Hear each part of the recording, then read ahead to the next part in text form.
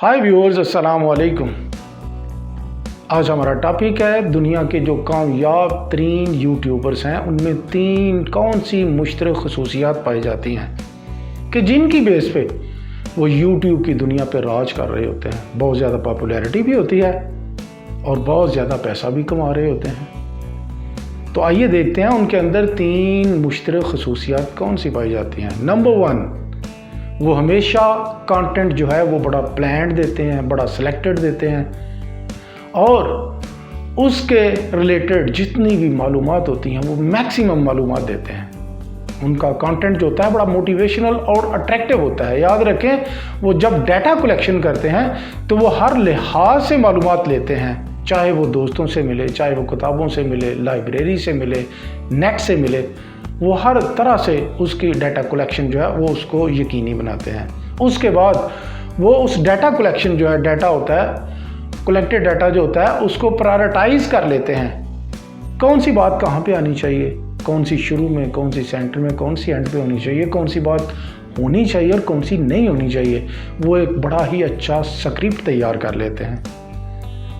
फिर वो वीडियो बनाने से पहले उसके ऊपर हैसल करते हैं ताकि जो छोटी मोटी गलतियां वो भी ख़त्म हो जाए, उनकी वीडियो ज़्यादा प्योरीफाइड, ज़्यादा मोटिवेशनल, अट्रैक्टिव बने। फिर वो उसके ऊपर एक वीडियो तैयार करते हैं।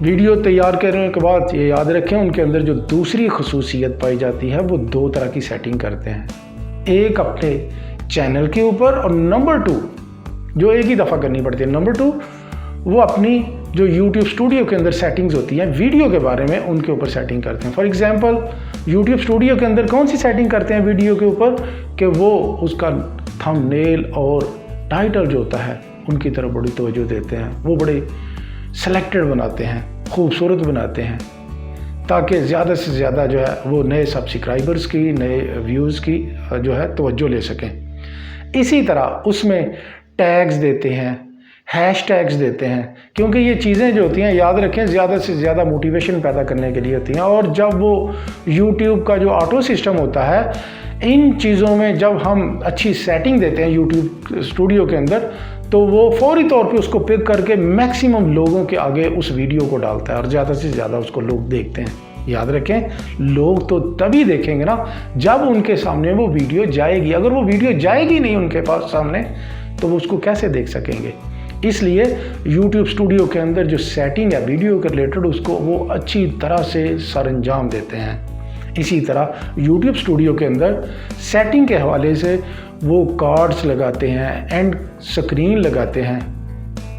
ये सारे काम करने के बाद, सेटिंग के बाद, नंबर 3 उनमें जो मुश्तरक चीज़ पाई जाती है, ये याद रखें कि वो कंटिन्यूटी के साथ चलते हैं। ये नहीं होता कि हमारी तरह आज एक वीडियो चढ़ाई, फिर 3 दिन का वक्फा, फिर एक वीडियो चढ़ा दी, फिर 10 दिन का वक्फा, एक वीडियो चढ़ा दी। जब मूड बना वीडियो चढ़ा दी। वो एक प्लान के साथ चल रहे होते हैं। वो हमेशा कंटिन्यूटी जो है उसको तरजीह देते हैं।